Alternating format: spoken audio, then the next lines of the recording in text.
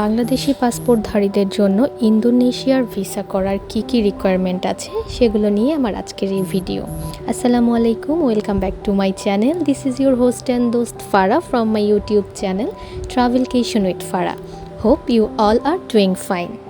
14 ফেব্রুয়ারি 2024 পরে বালির ট্যুরিজম বোর্ড কিছু নিয়মাবলীর পরিবর্তন এনেছে। সেই নিয়মগুলো অনুসারে কি পরিবর্তন এসেছে, আমাদের কোন কোন জিনিস জানতে হবে, আর কিভাবে খুব সহজে কোনো ধরনের এজেন্সির হেল্প ছাড়াই আপনারা ইন্দোনেশিয়ার ভিসা পেতে পারেন, আর কিভাবে ফ্লাইটের টিকিট কাটলে খুব অল্প খরচের মধ্যে আপনারা ফ্লাইট টিকিটটিও ম্যানেজ করতে পারবেন, সব কিছু পেয়ে যাবেন আমার আজকের এই ভিডিওতে। আমার ভিডিও যদি ভালো লেগে থাকে তাহলে অবশ্যই আমার চ্যানেলটি সাবস্ক্রাইব করতে ভুলবেন না, আর আমার অন্যান্য ট্রাভেল ভ্লগ দেখতে আমার চ্যানেলের প্লেলিস্ট ঘুরে আসতে পারেন। বাংলাদেশিদের জন্য কোভিডের আগ পর্যন্ত বালিতে অন অ্যারাইভাল ভিসা ছিল, কিন্তু কোভিড পরবর্তী সময়ে এই সুবিধাটি আর নেই। এখন ইন্দোনেশিয়ার যে কোনো জায়গায় ঘুরতে হলে যাওয়ার আগে স্টিকার ভিসা নিয়ে যেতে হয়। আমার আজকের ভিডিওতে আমি আপনাদেরকে দেখাবো কিভাবে এজেন্সি ছাড়াই নিজে খুব সহজে ভিসা অ্যাপ্লিকেশনটি করতে পারবেন, আর 2 থেকে 3 সপ্তাহের মধ্যেই নিশ্চিতভাবে ভিসা পাবেন। নতুন নিয়ম অনুযায়ী ইন্দোনেশিয়ার ভিসা পাওয়া একটু ডিফিকাল্ট, কিন্তু আমার এই ভিডিওটি দেখলে আপনারা খুব সহজেই সেই জিনিসটি ক্র্যাক করতে পারবেন। তো চলুন শুরু করা যাক। প্রথমেই একটা কথা বলে রাখি, ইন্দোনেশিয়ার ভিসা রিকোয়ারমেন্ট খুব ফ্রিকোয়েন্টলি চেঞ্জ হয়। সো আপনারা যখনই ট্যুর প্ল্যান করবেন তার আগে অবশ্যই ওয়েবসাইটে ঢুকে পরিবর্তিত কিংবা লেটেস্ট সব নিয়মকানুন দেখে নেবেন। ওদের ওয়েবসাইটের ঠিকানা ডেসক্রিপশন বক্সে দিয়ে দিচ্ছি। ভিসা করতে যাওয়ার সময় প্রথমেই মাথায় প্রশ্ন আসে, ভিসা ফি কত? ইন্দোনেশিয়ার ট্যুরিস্ট ভিসা পার পারসন 10,500 টাকা, আর আপনি যদি কোনো এজেন্সির মাধ্যমে ভিসা করাতে চান তাহলে এজেন্সি পার পারসন 16 থেকে 17,000 টাকা চার্জ করবে। আমি কয়েকটা এজেন্সির সাথে কথা বলেছিলাম, কিন্তু তারা কম বেশি সবাই একটা কথা বলেছিল, ভিসা হওয়ার নিশ্চয়তা কেউ কিন্তু দিতে পারবে না। তখন আমার মনে প্রশ্ন এসেছিল, যেহেতু ভিসা পাওয়াটা অনিশ্চিত, সেক্ষেত্রে এজেন্সির মাধ্যমে অ্যাপ্লাই করলে লসের পরিমাণটা কিছুটা হলেও বেশি হবে, কারণ ভিসা ফি এবং তাদের ফি একটা এক্সট্রা 4 থেকে 5,000 টাকা তো আছেই। তাই ভিসা পাবো না এরকমটাই মাথায় সেট করে নিয়েছিলাম, এবং অ্যাপ্লাই ফি লস হবে এই ব্যাপারটাও মন থেকে মেনে নিয়েছিলাম।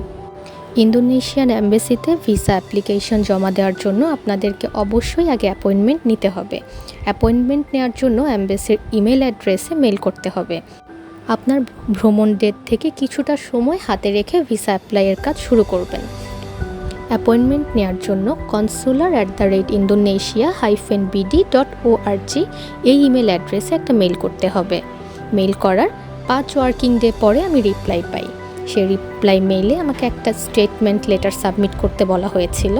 সেই লেটারে আমার ট্রাভেল রিলেটেড কিছু ডিটেইল তথ্য, যেমন আমি কেন যেতে চাচ্ছি, কদিনের জন্য যেতে চাচ্ছি, কোথায় থাকবো, এয়ার টিকিট করা আছে কিনা, পাসপোর্ট নম্বর ইত্যাদি ইত্যাদি, এইগুলো আমার তথ্যগুলো সেই লেটারে জমা দিতে হয়েছিল। স্টেটমেন্ট লেটারটি জমা দেওয়ার 1 সপ্তাহ পরে আমি আরেকটা মেল পাই, যেখানে অ্যাপয়েন্টমেন্ট ডেট এবং টাইম দেওয়া ছিল। উল্লেখিত ডেট এবং টাইমের মধ্যে আমি আমার সমস্ত ডকুমেন্ট জমা দিয়েছিলাম। এই মেলটিতে একটি গুগল ড্রাইভের লিঙ্ক দেওয়া থাকে, যেখানে 4টি ডকুমেন্টের কথা বলা থাকে। সেই 4টি ডকুমেন্ট ফিল আপ করে ভিসা অ্যাপ্লিকেশন ফর্মের সাথে জমা দিতে হবে। আর মেইলের বডিতেও 4টি ইনস্ট্রাকশন দেওয়া ছিল। তো আপনারা যখন অ্যাপ্লাই করবেন তখন অবশ্যই অ্যাপ্লাইয়ের পূর্বে এই নিয়মাবলীগুলো পড়ে নেবেন। গুগল ড্রাইভ লিঙ্কে যে 4টি ফর্ম থাকে, 4টি ফর্মই ফিল আপ করে নিতে হয়। প্রথম ফর্মটি হচ্ছে ফিনান্সিয়াল ফর্ম, যেখানে আপনার ফাইন্যান্সিয়াল ডিক্লারেশন দিতে হয়। সো এটা খুবই ইজি, আপনার কিছু বেসিক ইনফরমেশন এখানে দিতে হবে। আপনারা চাইলে এখানেই ফিল আপ করে জিনিসটাকে প্রিন্ট আউট করতে পারেন, অথবা প্রথমেই ফর্মটা প্রিন্ট আউট করে নিয়ে কলম দিয়ে ফিল আপ করতে পারবেন। গুগল ড্রাইভের দ্বিতীয় ফর্মটি হচ্ছে হেলথ প্রোটোকল স্টেটমেন্ট ফর্ম। এখানেও আপনার কিছু বেসিক তথ্য দেওয়া লাগবে, এবং আগের ফর্মটির সাথে এখানে নিচের দিকে কিছু জিনিসের একটুখানি পার্থক্য আছে, এছাড়া পুরোটাই একই রকম। সো এই ফর্মটাও আপনারা খুব ইজিলি ফিল আপ করে ফেলতে পারবেন। ড্রাইভের তৃতীয় ফর্মটি হচ্ছে ভিসা অ্যাপ্লিকেশন ফর্ম। এটা একটা PDF ফর্ম দেওয়া থাকে। তো ফর্মটাকে আপনারা ডাউনলোড করে নিয়ে প্রিন্ট আউট করে নিয়ে প্রথমেই যে কিছু ইনস্ট্রাকশন আছে সেগুলো যদি পড়ে নেন তাহলে খুব সহজেই পূরণ করতে পারবেন। প্রথম বক্সটিতে ভিসা টাইপ এবং ডেট অফ অ্যাপ্লিকেশন দেওয়া থাকে। এরপরেই দেয়া আছে ভিসার কয় ধরনের টাইপ আছে। এখানে 4 ধরনের টাইপের কথা বলা আছে। তো আপনি কোন টাইপের আওতায় পড়ছেন সেটা সিলেক্ট করে ওই ছোট উপরের যে বক্সটি আছে সেখানে পূরণ করে দিবেন। এই ফর্মের পরের পার্টটাতে আপনার বেসিক ইনফরমেশনগুলো থাকে। সো আপনার পাসপোর্টের সাথে হুবহু মেইল রেখে আপনাকে এই তথ্যগুলো পূরণ করতে হবে। যদি আপনারা কারো রেফারেন্সে না আসেন বা না যেয়ে থাকেন, সেক্ষেত্রে নিচের দুটো ঘর পূরণ করতে হবে না। আর ভিসা অ্যাপ্লিকেশন ফর্মের সেকেন্ড পেজে গেলে আপনাদের ওখানে সিগনেচার দিতে হবে এবং 3/4-এর ছবি আঠা দিয়ে লাগিয়ে দিতে হবে। ছবির ব্যাকগ্রাউন্ড সাদাও হতে পারে, লালও হতে পারে। সেকেন্ড পেজে ছবি আর সিগনেচার ছাড়া অন্য কিছু পূরণ করার মতোই নেই। এভাবে খুব সুন্দর এবং নির্ভুলভাবে আপনারা ফর্মটি পূরণ করে নেবেন। গুগল ড্রাইভের যে 4 নাম্বার ডকুমেন্টসটা আছে সেটা হচ্ছে ভিসা রিকোয়ারমেন্ট ফর্ম। আপনি ভিসা অ্যাপ্লিকেশনের সাথে আর কি প্রয়োজনীয় তথ্যাদি জমা দিতে হবে সেটারই একটা লিস্ট এখানে করা আছে, যেটা দেখে খুব সহজেই আপনারা ডকুমেন্টসগুলো সাজিয়ে নিতে পারবেন। ভিসা অ্যাপ্লাইয়ের জন্য আপনার পাসপোর্টে মিনিমাম 6 মাস মেয়াদ থাকতে হবে। প্রুফ অফ ফান্ড হিসেবে আপনার অ্যাকাউন্টে মিনিমাম $2000 থাকতে হবে, যেটা কিনা লাস্ট 3 মাসের আপনার যে ব্যাংক স্টেটমেন্টটা জমা দিবেন তাতে এই অ্যামাউন্টটার একটা রিফ্লেকশন অবশ্যই থাকতে হবে। পাশাপাশি আপনি যেই অ্যাকাউন্টের স্টেটমেন্ট শো করবেন সেই অ্যাকাউন্টের চেক বইয়ের একটা খালি পেজের ফটোকপি জমা দিতে হবে এবং চেক বইটার ফ্রন্ট পেজের একটা ফটোকপি জমা দিতে হবে। এর পরের ডকুমেন্টসটাই হচ্ছে প্রুফ অফ হেলথ ইন্স্যুরেন্স, অর্থাৎ ইন্দোনেশিয়ার ভিসা পাওয়ার জন্য আপনাকে অবশ্যই ট্রাভেল ইন্স্যুরেন্সের কপি জমা করতে হবে ভিসা অ্যাপ্লিকেশন ফর্মের সাথে। অনলাইনে অনেকগুলো ট্রাভেল ইন্স্যুরেন্স ওয়েবসাইট আছে।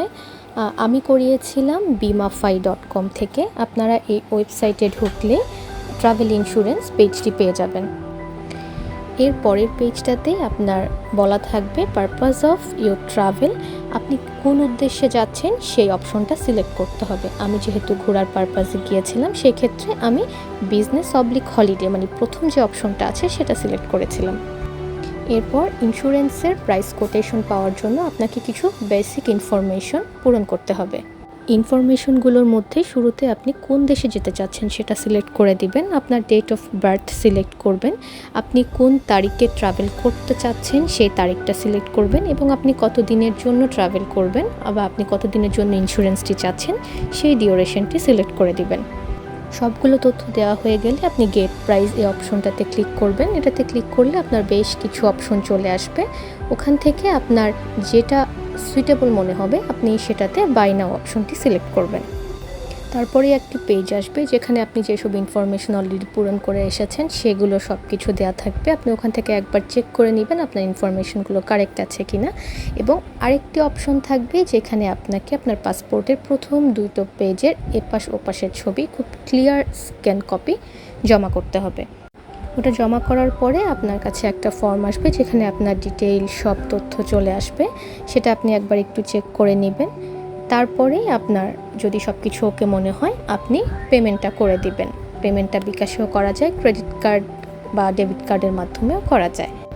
এখানে বলে রাখি একটা ভালো দিক হচ্ছে যখনই আপনি অ্যাপ্লিকেশনটা সাবমিট করবেন ওনাদের একজন কনসার্ন আপনাকে কিছু সময়ের মধ্যেই ফোন করবে। তো আপনি চেষ্টা করবেন সময়ের মধ্যে ফোনটা রিসিভ করার। সেক্ষেত্রে ওনারা আপনার ফর্মের ডিটেইলিংটা আরেকবার আপনার থেকে কনফার্ম হয়ে নেয়। কোনো তথ্যাদির যদি ভুল থাকে ওভার ফোনে আপনি বলে দিলেই সেটা ওনারা কারেক্ট করে দিতে পারেন। আর আপনি যদি ওয়ার্কিং আওয়ারের মধ্যে ইন্স্যুরেন্সের অ্যাপ্লিকেশন ফর্মটি জমা করেন তাহলে 4 থেকে 5 ঘন্টার মধ্যে ওনারা ইমেইলে আপনাকে ইন্স্যুরেন্সের কভার নোটটি পাঠিয়ে দেবে।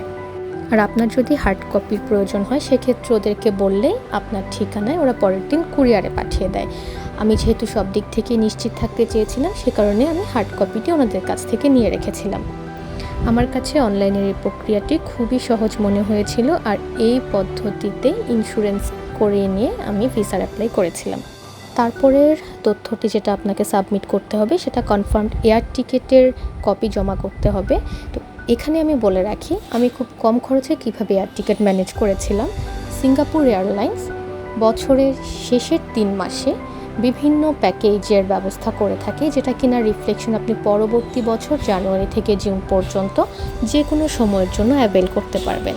যেহেতু আমি ঈদ ইন্দোনেশিয়াতে করেছিলাম, তার মানে আমার ট্রাভেল ছিল এপ্রিলে, আর আমার প্ল্যানটা ঠিক তার আগের বছরেরই জুন জুলাইয়ের মধ্যে আমি ফাইনাল করে ফেলেছিলাম। সেক্ষেত্রে আমি বছর শেষে সিঙ্গাপুর এয়ারলাইন্সের যে প্যাকেজটি ছিল সেই প্যাকেজেই টিকিট করে ফেলেছিলাম।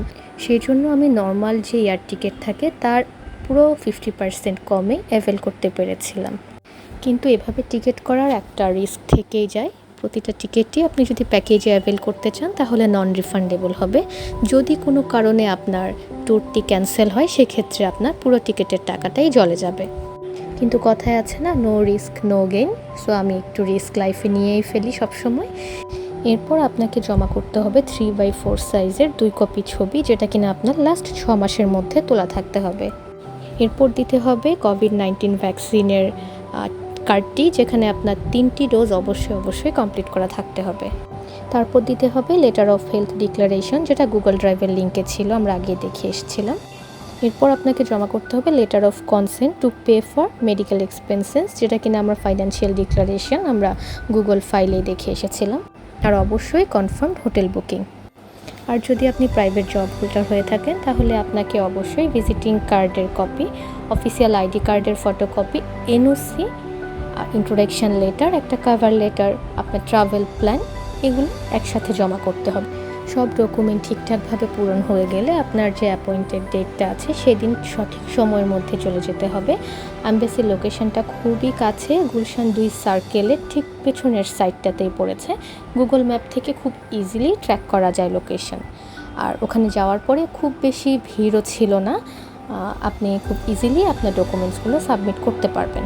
ডকুমেন্টসগুলো অ্যাম্বাসিতে জমা দেওয়ার পরে তারা কিছু বেসিক কোয়েশ্চেন করে, কেন যাচ্ছেন, কোথায় যাচ্ছেন, ডকুমেন্টসগুলো সব কিছু একটু চেক করে ঠিক আছে কিনা। ঠিক থাকলে আপনাকে একটা ডিপোজিট স্লিপ দিবে, সেই স্লিপটা নিয়ে আপনাকে চলে যেতে হবে অ্যাম্বাসির ঠিক পাশে কমার্শিয়াল ব্যাংক অফ সিলনে। সেখানে ভিসা ফি জমা দিতে হবে পার পারসন 10,500 টাকা। অ্যাম্বাসি থেকে খুবই কাছে ব্যাংকটার দূরত্ব।